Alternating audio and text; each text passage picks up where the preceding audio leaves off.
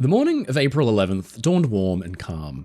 The skies were partially cloudy, and one could hardly feel the motion of the sea as Titanic continued her way to Queenstown, Ireland at over 20 knots.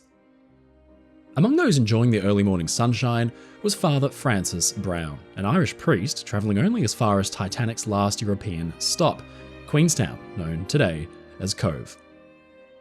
The short voyage had been a gift from his uncle, and with his Kodak camera, Brown was eager to document as much as he could of his first experience aboard a large liner.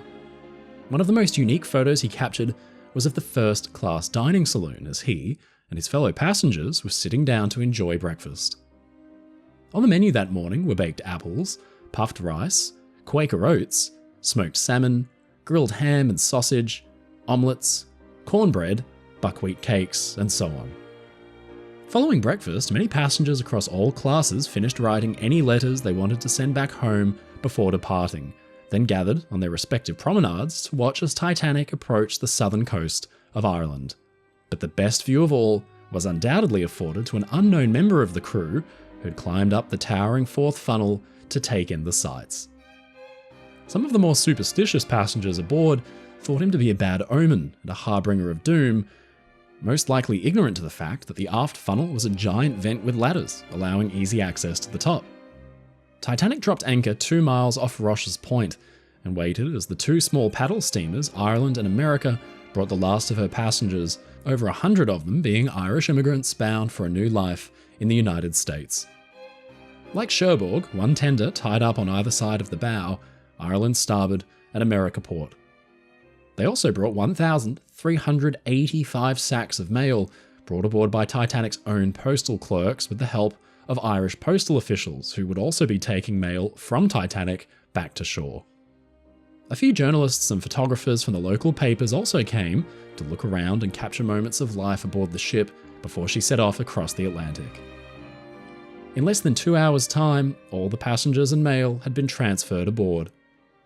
Afterwards, those of Titanic's passengers who were travelling only this far disembarked onto the tender Ireland. Unbeknownst to anyone, hiding among the mail bags was a crewman, 24-year-old stoker John Coffey. He'd signed up in Southampton for the whole voyage to New York and back, using it as an opportunity to hitch a free ride to his native Queenstown. His plan was successful, and no one saw him leave the ship.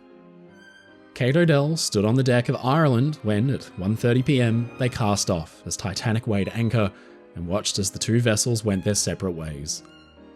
Her family was bound for a motor trip across the Irish countryside, and as Titanic steamed off towards the open sea, she got her camera ready and snapped one last photo of the great ship.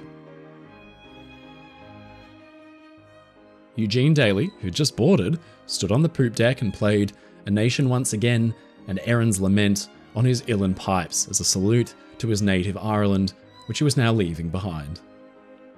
Titanic sailed along the coast for the remainder of the afternoon, passing the old head of Kinsale at around 2:30 p.m.